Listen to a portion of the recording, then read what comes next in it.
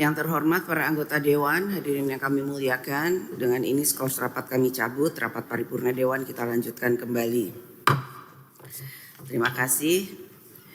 Yang terhormat Menteri Keuangan RI beserta jajaran, yang terhormat Menteri Perencanaan Pembangunan Nasional Kepala Bappenas RI beserta jajaran, yang terhormat para anggota Dewan, hadirin sekalian yang kami muliakan, marilah kita memasuki acara tunggal rapat paripurna Dewan hari ini, yaitu penyampaian pemerintah terhadap kerangka ekonomi makro dan pokok-pokok kebijakan fiskal KEM dan PPKF RAPBN tahun anggaran 2026.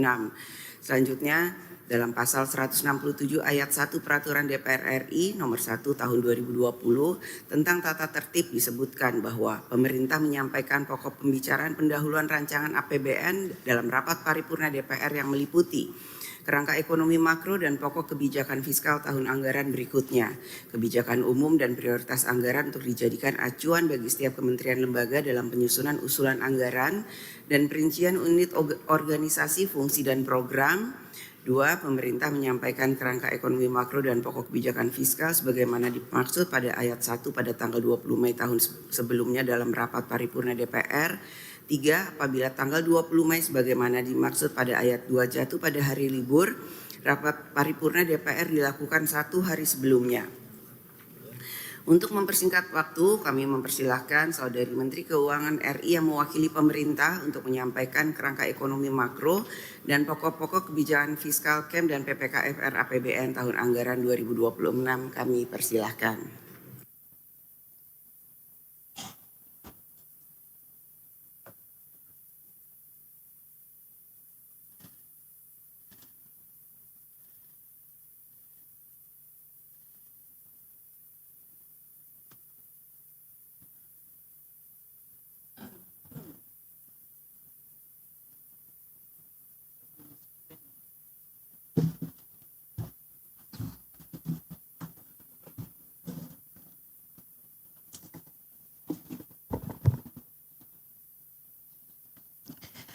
Bismillahirrahmanirrahim. Assalamualaikum warahmatullahi wabarakatuh. Salam sejahtera untuk kita semua. Om Swastiastu, Namo Buddhaya, salam kebajikan, Rahayu. Yang kami hormati, Ibu Ketua, para Wakil Ketua, dan para anggota Dewan Perwakilan Rakyat Republik Indonesia. Dalam kesempatan yang berbahagia ini, marilah kita panjatkan puji syukur kehadirat Allah Subhanahu wa Ta'ala, Tuhan yang Maha Esa. Karena atas rahmat dan ridhonya, hari ini kita dapat menghadiri rapat paripurna Dewan Perwakilan Rakyat Republik Indonesia dalam suasana aman, tentram, dan tetap terjaganya persatuan bangsa yang kuat. Atas nama pemerintah kami mengucapkan terima kasih kepada Dewan Perwakilan Rakyat atas terselenggaranya rapat paripurna guna menyampaikan kerangka ekonomi makro dan pokok-pokok kebijakan fiskal atau disingkat KEM PPKF tahun 2026. Sesuai amanat konstitusi dan undang-undang, KEM PPKF tahun 2026 merupakan proses pembicaraan pendahuluan dalam rangka penyusunan Rencana Anggaran Pendapatan dan Belanja Negara atau RAPBN tahun 2026. Pada forum yang baik ini dan karena bulan Syawal belum lama berlalu, izinkan kami juga menyampaikan selamat Hari Raya Idul Fitri 1446 Hijriah dan mohon maaf lahir dan batin secara tulus. KEM PPKF tahun 2026 disusun oleh pemerintah Presiden Prabowo dan Wakil Presiden Gibran Rakabuming untuk mewujudkan amanat Undang-Undang Dasar 1945 Pasal 33 yang menyatakan bahwa perekonomian disusun sebagai usaha bersama berdasarkan azas kekeluargaan. Selain itu, bumi, air, dan kekayaan alam yang terkandung di dalamnya dikuasai oleh negara dan dipergunakan sebesar-besarnya untuk kemakmuran rakyat. Prinsip ini sejalan dengan visi Indonesia Emas 2045. Penyusunan KEM PPKF 2026 dihadapkan pada perubahan dahsyat dan fundamental yang drastis dan dramatis dalam lanskap tatanan dan tata kelola dunia saat ini.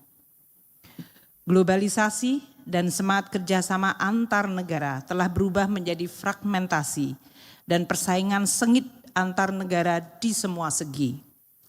Proteksionisme dan orientasi inward looking serta prinsip my country first telah mengancam dan menghancurkan kerjasama bilateral dan multilateral yang merupakan tatanan global sejak pasca Perang Dunia Kedua yang dibangun dan didominasi oleh negara-negara Barat, dalam hal ini Amerika Serikat.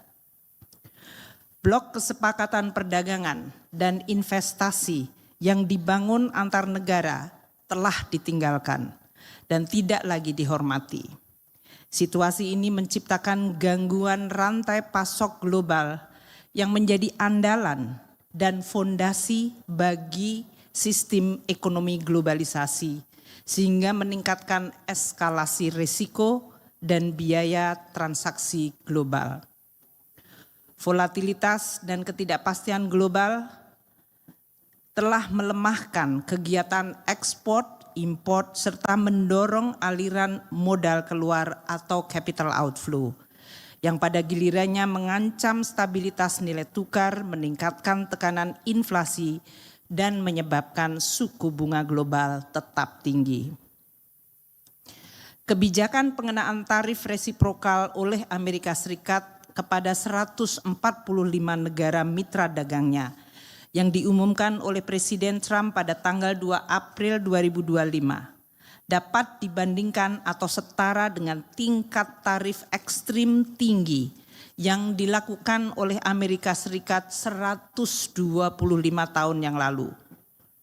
Jarum sejarah dunia seakan berputar balik, mundur 1 abad ke belakang di Amerika Serikat, atau bahkan mundur ke abad 16 hingga 18, sewaktu kebijakan merkantilisme mendominasi dunia. Situasi ini memicu berbagai perubahan tatanan sosial, politik, dan ekonomi di berbagai negara. Perkembangan dalam 2 minggu terakhir juga perlu kita simak bersama. Dengan diumumkannya kesepakatan dagang antara Amerika Serikat dan Inggris, serta dimulainya pertemuan untuk proses negosiasi dagang Amerika Serikat dan Tiongkok yang menghasilkan jeda perang tarif. Respons atas kebijakan tarif resiprokal Amerika Serikat beragam dari negara yang melakukan negosiasi langsung secara bilateral hingga melakukan tarif balasan atau retaliasi.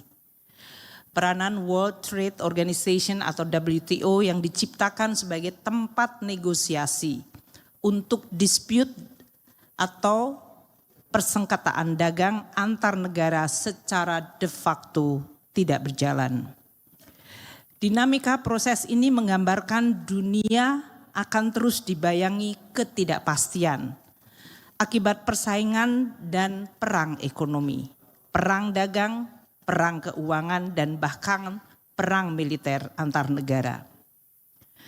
Perang dagang yang eskalatif dan ketidakpastian arah kebijakan ekonomi dunia ke depan telah memperburuk situasi perekonomian dunia yang sudah rapuh sejak awal tahun. Apabila dibandingkan dengan data triwulan yang sama tahun 2024 tahun lalu, beberapa negara sudah mulai mengalami kontraksi pertumbuhan ekonomi di triwulan pertama tahun ini. Korea Selatan mengalami kontraksi 0,1% year on year. Ini adalah pertama kali sejak COVID tahun 2020 terjadi. Malaysia yang pada triwulan keempat 2024 sempat tumbuh 4,9%, pada triwulan pertama 2025 hanya tumbuh 4,4%. Singapura yang menjadi hub dari perdagangan dan investasi global mengalami penurunan pertumbuhan yang signifikan di triwulan sebelumnya yang tumbuh 5% menjadi hanya 3,8% year on year. Amerika Serikat yang memicu terjadinya policy perang tarif hanya tumbuh 2%, sementara triwulan sebelumnya tumbuh 2,5% year on year. Yang bahkan sempat mencapai pertumbuhan 3% di triwulan kedua tahun lalu. Triwulan pertama Amerika Serikat mengalami kontraksi akibat import yang melonjak. Dari perspektif forward looking, seluruh dunia mengalami revisi ke bawah untuk proyeksi pertumbuhan ekonomi tahun 2025 dan 2026. IMF memproyeksikan pertumbuhan ekonomi global 2025 hanya pada level 2,8%, atau artinya 0,5% lebih lemah dari proyeksi sebelumnya, sebelum perang tarif dimulai. Untuk tahun 2026, ekonomi global diproyeksikan tumbuh hanya sebesar 3% atau 0,3% lebih rendah dari proyeksi sebelum perang tarif dimulai. Negara-negara yang ketergantungan ekspor ke Amerika Serikat tinggi mengalami pukulan yang cukup dalam. Pertumbuhan ekonomi Meksiko dipangkas 1,7%, Thailand 1,1%, Vietnam 0,9%, dan Filipina 0,6% lebih rendah dari proyeksi sebelum perang tarif. Pertumbuhan ekonomi Indonesia juga mengalami revisi ke bawah sebesar 0,4%. Pertumbuhan ekonomi Indonesia tahun 2025 dan tahun 2026 diproyeksikan oleh IMF sebesar 4,7%, turun 0,4% dari proyeksi di bulan Januari 2025. Pemerintah dengan berbagai instrumen berusaha memitigasi risiko dengan melakukan reformasi penyederhanaan regulasi serta mendorong investasi agar perekonomian Indonesia tetap dapat tumbuh mendekati 5%. Perbaikan fundamental di sisi iklim investasi dan produksi serta perdagangan melalui upaya negosiasi dan deregulasi terus diupayakan.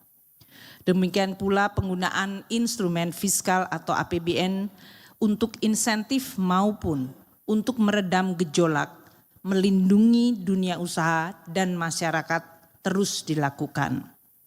Semua ikhtiar ini tentu dijalankan dengan tetap menjaga APBN terjaga sehat, kredibel, dan efektif.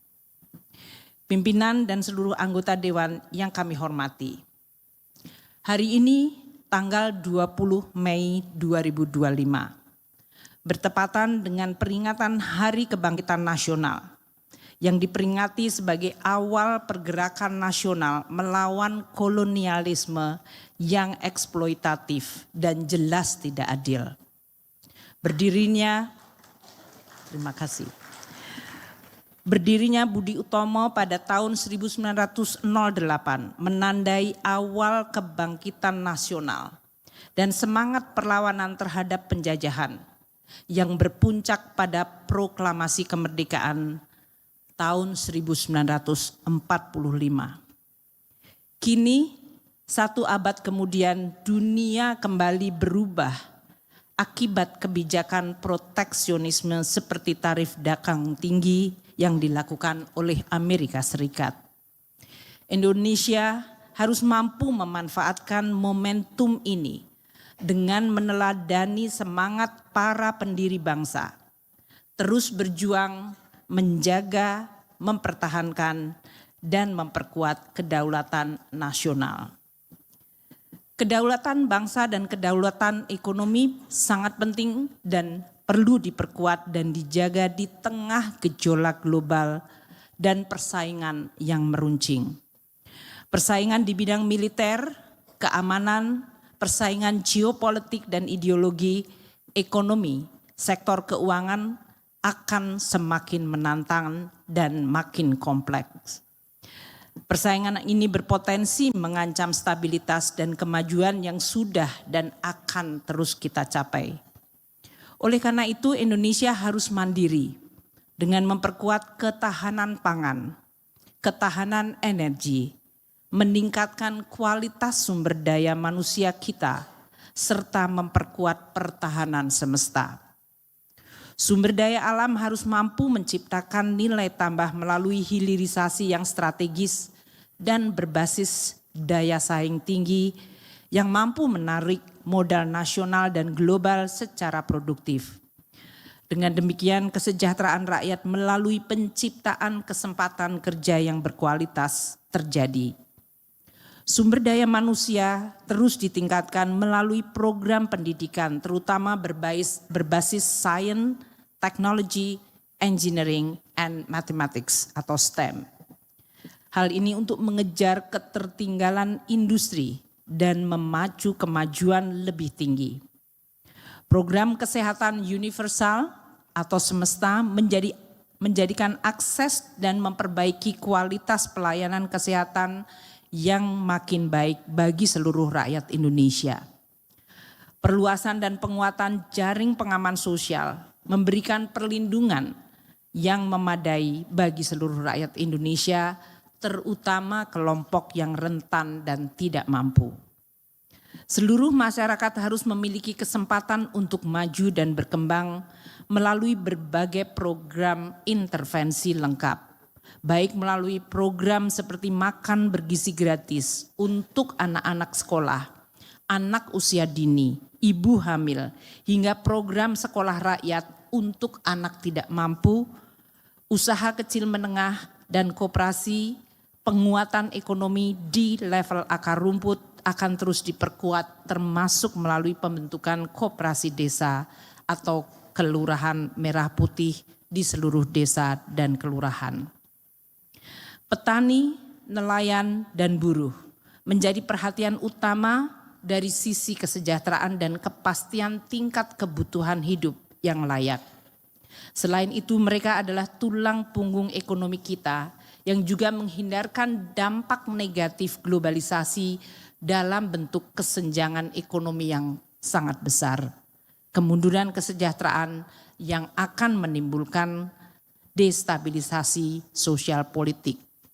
Hal ini terjadi bahkan di negara yang paling kuat seperti Amerika Serikat. Globalisasi tanpa afirmasi menimbulkan petaka sosial politik. Membangun perekonomian yang berkeadilan dan inklusif dengan mengurangi kesenjangan dan meningkatkan kesejahteraan untuk semua adalah sesuai dan menjadi mandat dari azas keadilan sosial bagi seluruh rakyat Indonesia. Sila kelima dari Pancasila. Untuk mewujudkan cita-cita tersebut tidak mudah dan tidak sederhana. Berbagai tantangan dan hambatan harus kita atasi, termasuk hambatan struktural yang perlu penanganan konsisten, tekun, efektif dalam jangka menengah dan panjang. Berbagai tantangan struktural Indonesia antara lain bonus demografi yang semakin terbatas dan kecenderungan usia penduduk menua. Pergeseran aktivitas ekonomi menuju ekonomi digital dan perkembangan teknologi yang sangat cepat mendisrupsi seluruh kegiatan ekonomi dan lapangan kerja. Ketiga, kualitas sumber daya manusia yang harus terus kita tingkatkan. Dan keempat, pengelolaan sumber daya alam yang harus dilandasi tata kelola yang baik, bersih, serta efisien dan kompetitif. Kelima, sektor keuangan yang masih terbatas dan dangkal yang menghambat kemajuan industri dan perkembangan jasa pelayanan. Dan yang keenam, ancaman perubahan iklim yang harus terus kita antisipasi dan mitigasi. Ibu Ketua, Bapak Pimpinan, dan para Bapak Ibu anggota Dewan yang kami muliakan. Di tengah guncangan global dan tantangan yang sangat berat ini, kita patut bersyukur. Pada triwulan 1 2025, ekonomi Indonesia tumbuh 4,87%. Capaian tersebut perlu diperkuat agar momentum pertumbuhan dapat terus berlanjut. Langkah reformasi struktural, kebijakan dan kelanjutan program hilirisasi dengan meningkatkan ekspor dan memberi nilai tambah yang lebih tinggi perlu terus dilakukan.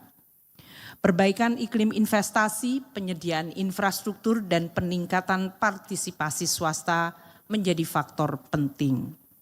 Dukungan terhadap UMKM dan koperasi perlu terus diperkuat untuk memperluas basis ekonomi domestik kita.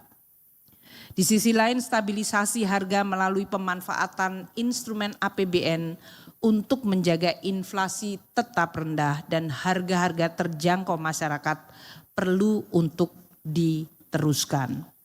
Nilai tukar petani dan nelayan menjadi penting untuk ditingkatkan.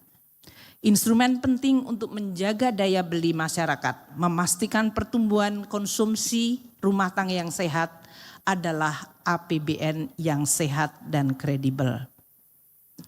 Pada kuartal 1, kita menghadapi tantangan dengan pertumbuhan investasi yang hanya tumbuh 2,12%.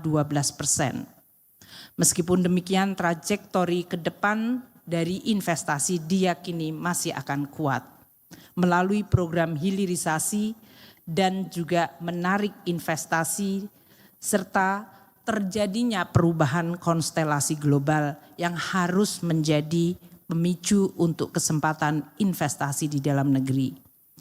BUMN kita harus mampu menarik investasi, bukan dalam hal ini justru berkompetisi untuk mengurangi investasi. Termasuk di dalamnya Danantara yang perlu untuk terus meningkatkan kinerja di dalam rangka untuk menarik investasi secara efektif. Ekspor kita di kuartal pertama masih tumbuh 6,78% year on year, terutama didukung ekspor non-migas, terutama komoditi yang terkait hilirisasi, yaitu besi dan baja, serta mesin serta peralatan elektronik. Pemerintah terus suportif mendukung dan menjaga ketahanan ekspor Indonesia.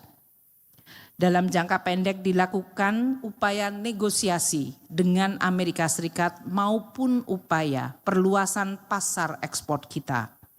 Dalam jangka menengah struktur produksi terus diperkuat agar semakin mengarah pada produk ekspor bernilai tambah tinggi. Sektor manufaktur mampu tumbuh positif 4,55% pada triwulan 1 2025.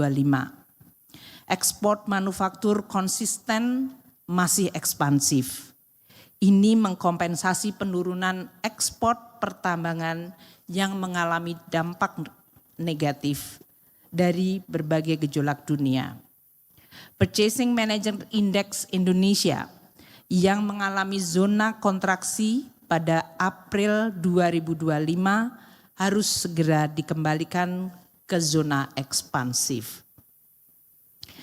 Penguatan ekspor dilakukan melalui peningkatan kemampuan menghasilkan produk bernilai tambah tinggi dengan multiplier terhadap penciptaan lapangan kerja yang berkualitas serta memperkokoh struktur perindustrian Indonesia.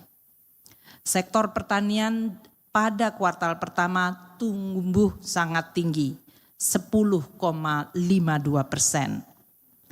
Ini memperkuat optimisme menuju ketahanan pangan.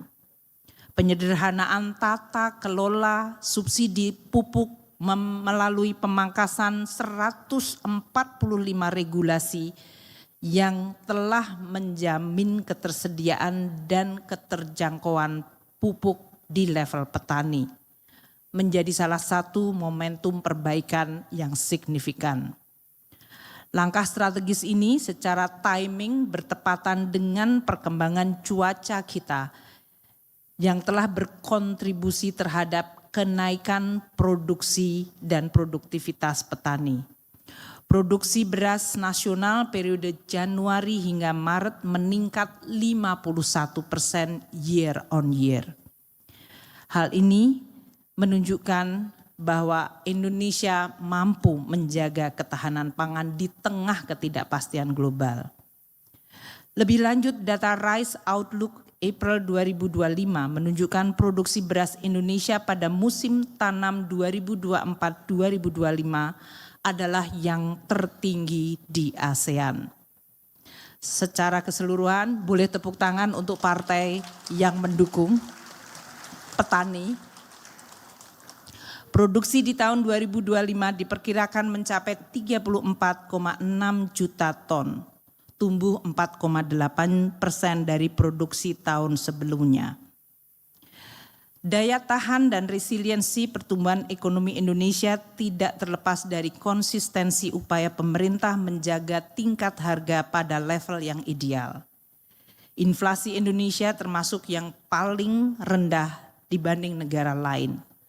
Termasuk pada saat gejolak harga pangan terjadi di tahun 2023-2024, Indonesia mampu menjaga inflasi rendah.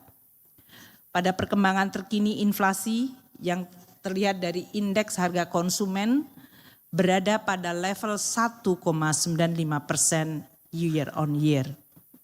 Inflasi inti ada pada tingkat 2,5%, mencerminkan permintaan dan daya beli masih dapat menopang aktivitas ekonomi. Inflasi di kelompok volatile food berada pada 0,6% dan inflasi administrasi atau yang berasal dari administered price sebesar 1,25%. Hal ini merupakan hasil dari koordinasi kebijakan pengendalian inflasi yang kuat antara pemerintah pusat, pemerintah daerah, dan Bank Indonesia. Kedepan inflasi diperkirakan tetap terkendali pada rentang 2,5% plus minus 1 pada tahun 2026. Di tengah gejolak perekonomian global yang sangat menantang, APBN, Anggaran Pendapatan dan Belanja Negara 2025 akan terus dijaga untuk dapat responsif dan efektif menstabilkan ekonomi dan melindungi masyarakat serta dunia usaha.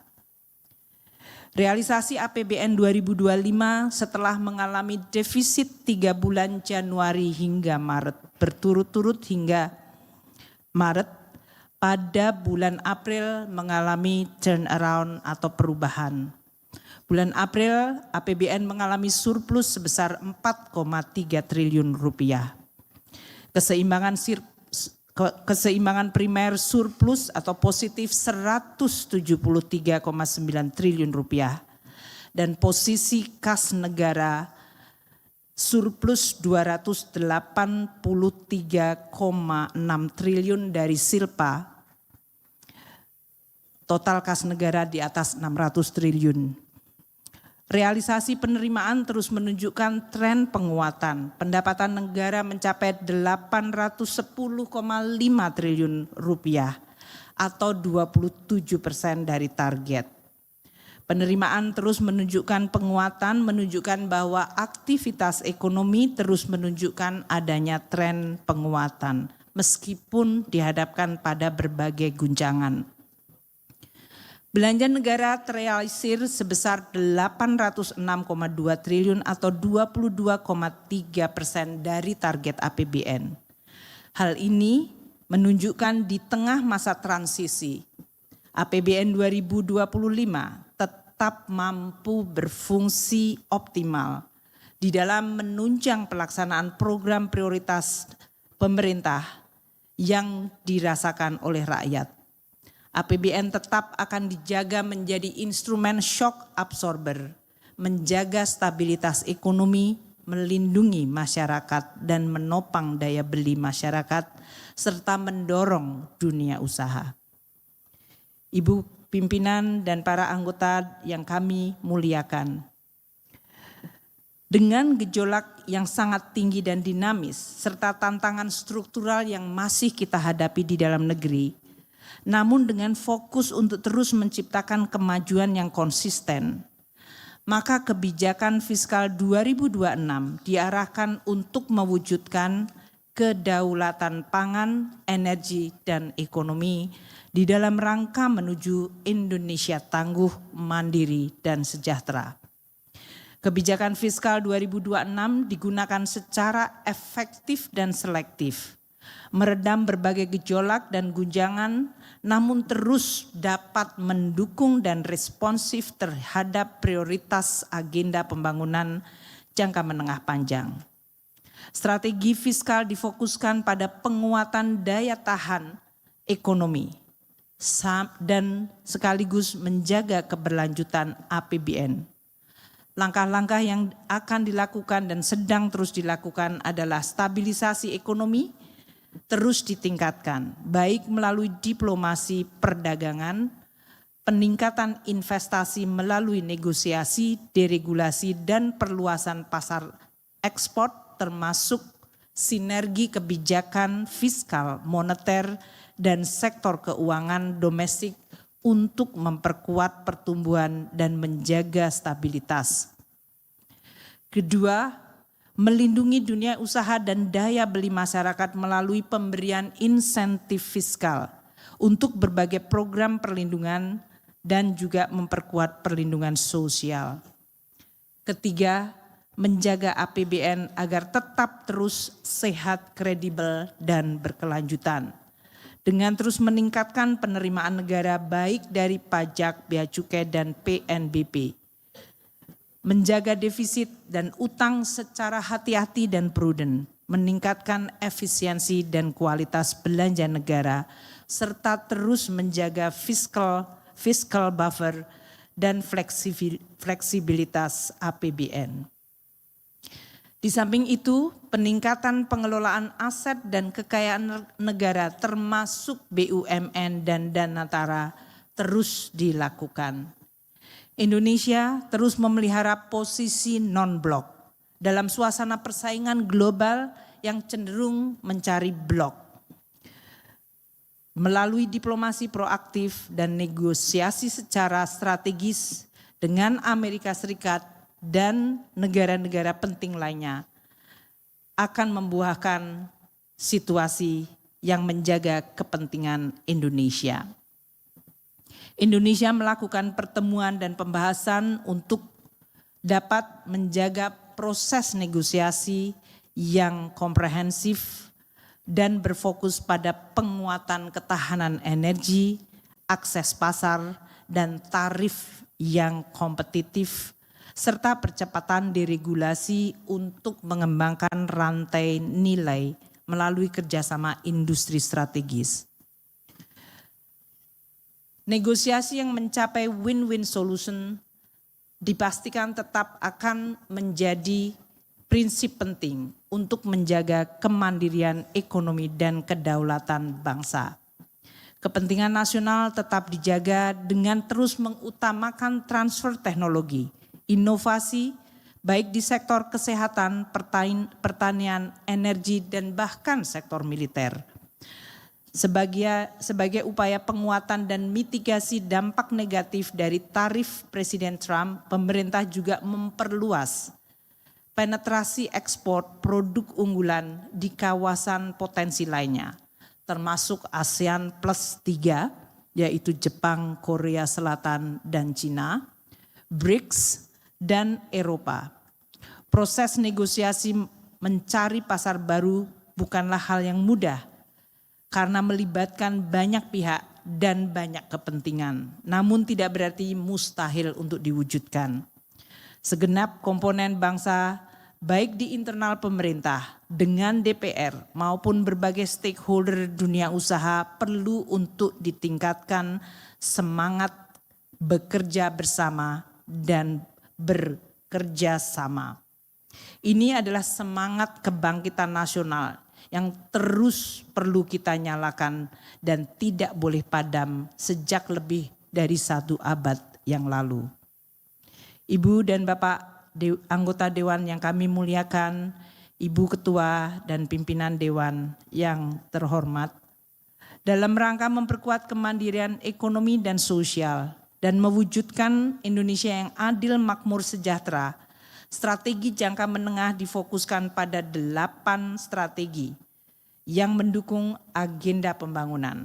1. Ketahanan pangan, 2. Ketahanan energi, 3. Makan bergizi gratis, 4. Program pendidikan, 5. Program kesehatan, 6 pembangunan desa koperasi dan UMKM, 7 pertahanan semesta, dan 8 akselerasi investasi dan perdagangan.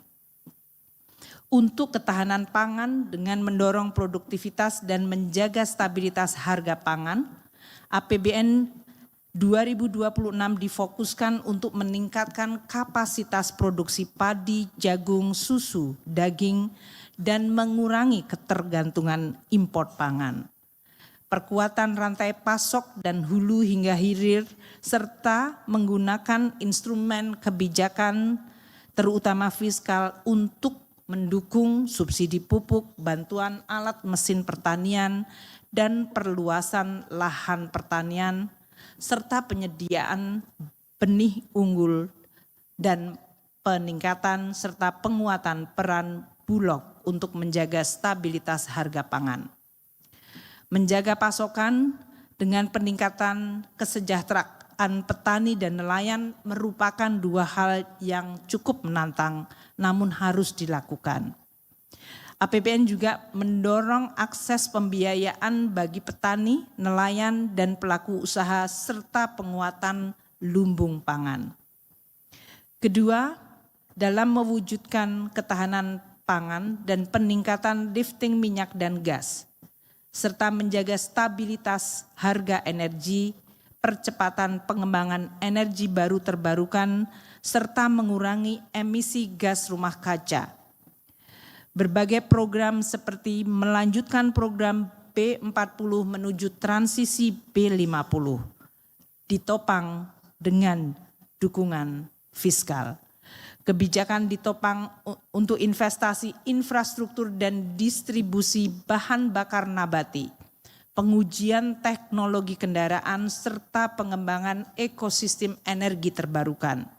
Pemerintah akan memperluas investasi proyek-proyek energi bersih, tenaga surya, hidro, panas bumi, dan bahkan waste to energy. Ketiga, memperkuat efektivitas program makan bergizi gratis untuk membangun generasi sehat dan produktif sejak dini. Program MBG didesain untuk meningkatkan gizi, memberdayakan peran UMKM, serta membangkitkan ekonomi daerah. Pada tahun 2026, MBG terus diperkuat hingga dapat melayani seluruh 82,9 juta potensi penerima manfaat melalui 30.000 unit satuan pelayanan pemenuhan gizi. Kualitas makanan harus terus dijaga semakin baik. Program ini dilaksanakan dengan melibatkan lembaga pendidikan, pelaku usaha, dan komunitas lokal untuk menjaga efektivitas, akuntabilitas, dan memaksimalkan multiplier atau efek pengganda di bidang ekonomi. Keempat, menghadirkan pendidikan yang bermutu dan berdaya saing melalui penguatan sekolah unggulan, sekolah rakyat, perbaikan sarana prasarana, peningkatan angka partisipasi kasar pendidikan anak usia dini, dan perguruan tinggi. Penguatan kualitas tenaga pengajar dan penguatan pendidikan vokasi akan terus didukung. Program unggulan tersebut ditunjukkan untuk meningkatkan akses, kualitas, dan menyelaraskan pendidikan dengan kebutuhan dunia kerja. Tahun 2026, anggaran pendidikan diperkirakan akan mencapai 727 triliun hingga 761 triliun rupiah. Kelima, menghadirkan pelayanan kesehatan yang berkualitas untuk peningkatan program jaminan kesehatan nasional sebagai asuransi kesehatan dan meningkatkan akses layanan kesehatan yang berkualitas serta meminimalkan beban biaya kesehatan di tingkat masyarakat. Anggaran kesehatan diarahkan untuk meningkatkan efektivitas program pemeriksaan kesehatan gratis, akselerasi penurunan stunting, kasus penyakit menular, penguatan fasilitas kesehatan, dan menambah bantuan gizi baik untuk balita dan ibu hamil. Anggaran kesehatan di 2026 diperkirakan akan mencapai antara 181 triliun hingga 228 triliun rupiah. Prioritas keenam, memperkuat pembangunan desa dan meningkatkan pemberdayaan koperasi dan UMKM untuk menghapus kemiskinan, memperluas lapangan kerja, dan mengakselerasi ketahanan pangan serta mewujudkan kesejahteraan. Upaya tersebut akan direalisir melalui akselerasi desa mandiri, serta penguatan koperasi di tingkat desa kelurahan dengan terbentuknya koperasi merah putih dan UMKM di dalam pemberdayaan ekonomi daerah dan masyarakat. Program prioritas ketujuh adalah perkuatan pertahanan semesta. Ini untuk mewujudkan dan menjaga kedaulatan Indonesia sebagai fondasi kemandirian ekonomi, sosial, dan politik. Upaya penguatan pertahanan semesta menuju minimum essential force ditempuh melalui modernisasi alat utama sistem persenjataan atau alutsista dengan terus meningkatkan pemberdayaan industri strategis dalam negeri, memperkuat komponen cadangan. Kapasitas sumber daya manusia dalam penguatan teknologi ditingkatkan dan keamanan cyber diperkuat sebagai salah satu pilar pertahanan negara. Dan prioritas ke-8, mengakselerasi investasi serta peningkatan daya saing di dalam perdagangan ekonomi global dan penguatan global value chain. Pemerintah membentuk Danantara untuk meningkatkan sinergi dan daya saing serta daya tarik BUMN Indonesia di tingkat nasional atau bahkan di tingkat global. Danantara sesuai arahan Presiden Prabowo harus dikelola secara profesional, kompeten, dan berintegritas.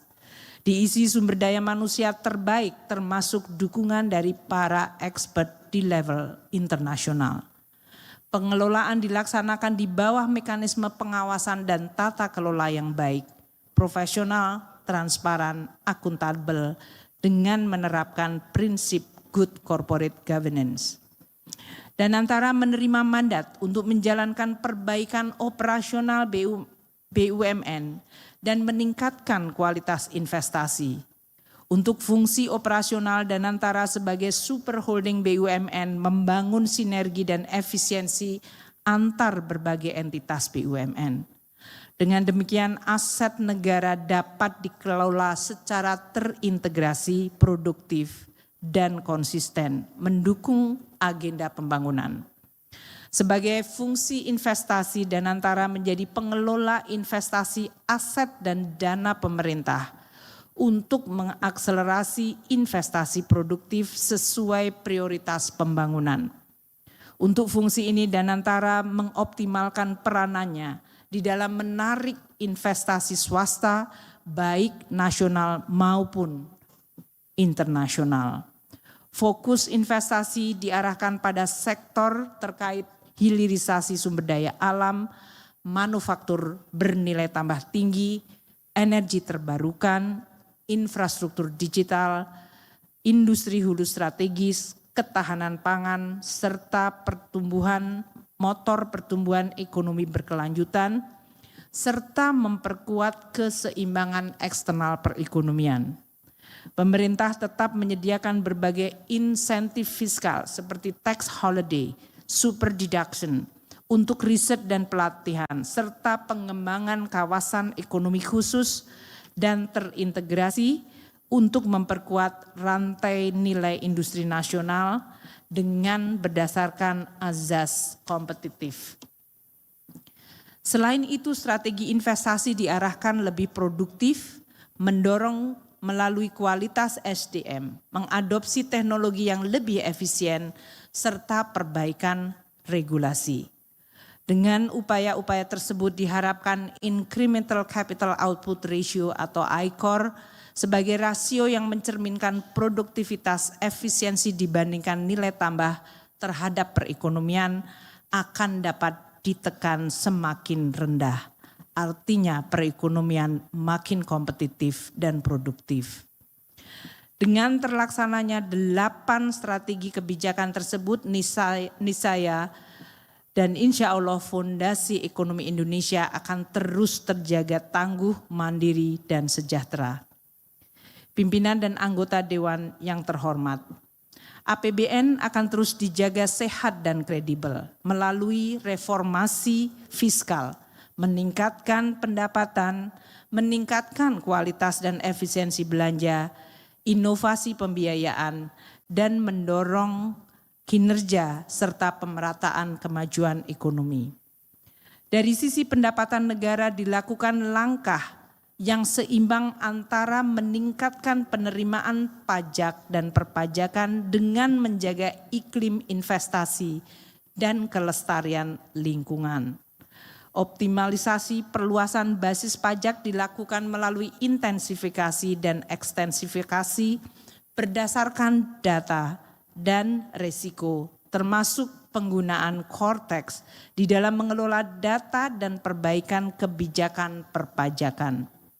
Kepatuhan wajib pajak ditingkatkan melalui penerapan pengawasan potensi perpajakan berbasis kewilayahan, seiring dengan implementasi reformasi administrasi perpajakan, termasuk di dalamnya mengintegrasikan teknologi dengan peningkatan kerjasama antar instansi dan antar lembaga. Penerapan Global Taxation Agreement menjadi peluang bagi Indonesia untuk meningkatkan basis pajak melalui perpajakan korporasi multinasional yang seimbang dan adil. Pemerintah juga memberikan insentif fiskal secara terarah, selektif dan terukur untuk sektor strategis agar akselerasi transformasi ekonomi dapat terus dilakukan. Berbagai kebijakan itu akan meningkatkan pendapatan negara tahun 2026 antara 11,71% hingga 12,22% dari PDB. Peningkatan kualitas belanja dilakukan melalui langkah efisiensi, belanja operasional dan rekonstruksi belanja agar makin produktif dan berorientasi kesejahteraan. Program unggulan nasional seperti makan bergizi gratis, pembangunan sekolah rakyat, pembangunan sekolah unggulan, pembangunan lumbung pangan, koperasi desa dan kelurahan merah putih akan didukung melalui instrumen belanja yang efektif. Kebijakan subsidi energi dan non-energi terus disempurnakan agar semakin tepat sasaran, selaras dengan perbaikan akurasi data bagi program perlindungan sosial dan perbaikan mekanisme penyaluran bansos. Pemerintah akan memperbaiki sinergi dan harmonisasi kebijakan pusat dan daerah untuk meningkatkan kualitas belanja di daerah agar lebih produktif. Perbaikan kualitas layanan publik dan penguatan kemandirian daerah. Melalui penguatan kualitas belanja tersebut, belanja negara pada tahun 2026 dialokasikan pada kisaran 14,19% hingga 14,75% dari PDB. Dalam menghadapi dan mengantisipasi tekanan dan dinamika global, kebijakan fiskal terus dirancang tetap ekspansif, terarah dan terukur. Defisit fiskal 2026 dijaga pada kisaran 2,48% hingga 2,53% dari PDB. Kebijakan APBN atau fiskal sangat penting untuk menjaga stabilitas ekonomi melalui strategi counter cyclical.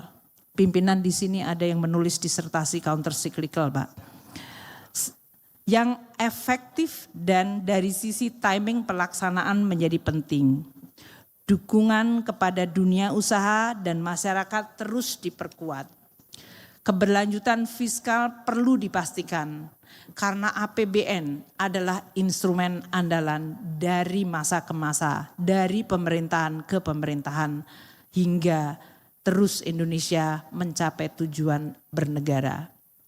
Pembiayaan fiskal terus dijaga secara inovatif, prudent, dan sustainable melalui pengendalian rasio utang dalam batas aman dan prudent.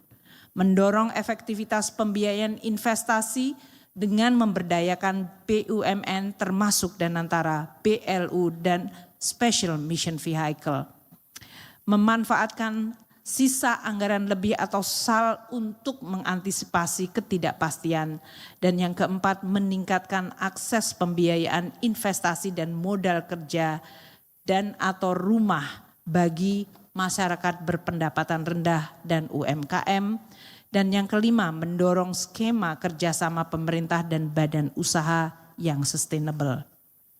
Pimpinan dan anggota Dewan yang terhormat, di tengah berbagai dinamika global, pertumbuhan ekonomi 2026 juga akan dihadapkan pada berbagai dinamika, gejolak, dan ketidakpastian.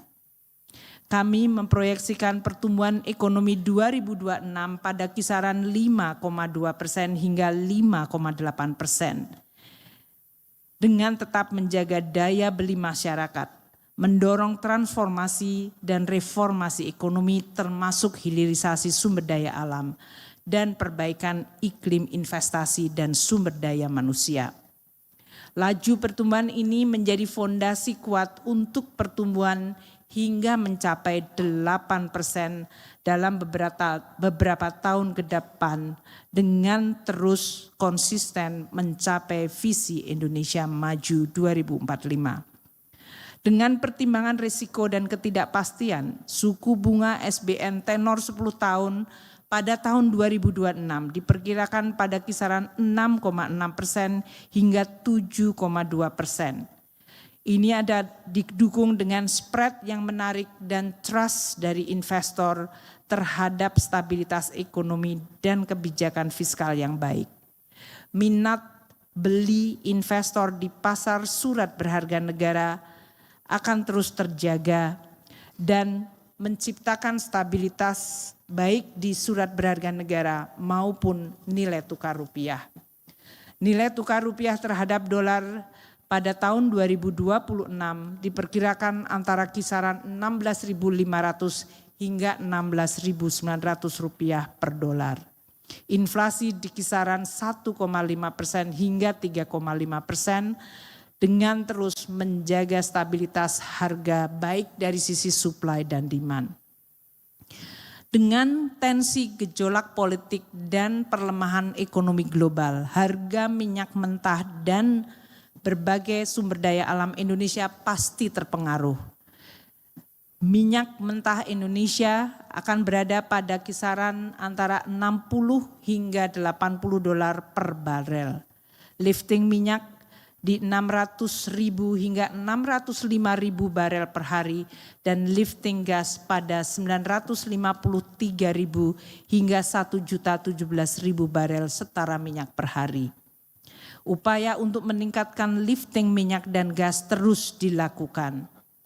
Dengan latar belakang tersebut, kebijakan fiskal 2026 akan terus didesain untuk efektif mendukung akselerasi pertumbuhan ekonomi nasional, meningkatkan kesejahteraan rakyat, dan menurunkan angka kemiskinan. Angka kemiskinan ditargetkan turun pada rentang 6,5 hingga 7,5% pada tahun 2026. Tingkat pengangguran terbuka pada rentang 4,44% hingga 4,96%. Dan pada tahun 2026 di 4,5 hingga 5%. Rasio Gini ditargetkan terus membaik pada rentang 0,377 hingga 0,38 pada tahun ini dan tahun depan 0,379 hingga 0,382. Indeks modal manusia ditargetkan membaik di 0,57 dari target 2025 sebesar 0,56. Pimpinan dan para anggota Dewan yang kami muliakan, demikianlah pengantar keterangan pemerintah atas kerangka ekonomi makro dan pokok-pokok kebijakan fiskal tahun 2026. Pemerintah mengharapkan dukungan, masukan, pandangan kritis dari seluruh anggota Dewan dan pimpinan DPR dalam pembahasan pembicaraan pendahuluan di dalam rangka untuk menyusun RAPBN tahun 2026 yang sangat penting dan strategis. Semoga kita semua bisa saling terus mendukung dalam kebaikan untuk membangun Indonesia yang penuh dedikasi dan keikhlasan. Sesuai sabda Nabi Muhammad SAW, sebaik-baiknya manusia di sisi Allah adalah mereka yang paling bermanfaat bagi manusia. Mari kita kobarkan terus semangat kebangkitan nasional untuk mendharma baktikan segenap potensi bangsa dan negara, memperkuat kedaulatan ekonomi Indonesia menuju Indonesia tangguh, mandiri dan sejahtera. Semoga kita selalu dalam lindungan Yang Maha Kuasa di dalam menjalankan tugas negara. Wallahul muwafiq ila aqwamit thoriq. Wassalamualaikum warahmatullahi wabarakatuh. Om Santi Santi Santi Om. Namo Buddhaya. Merdeka.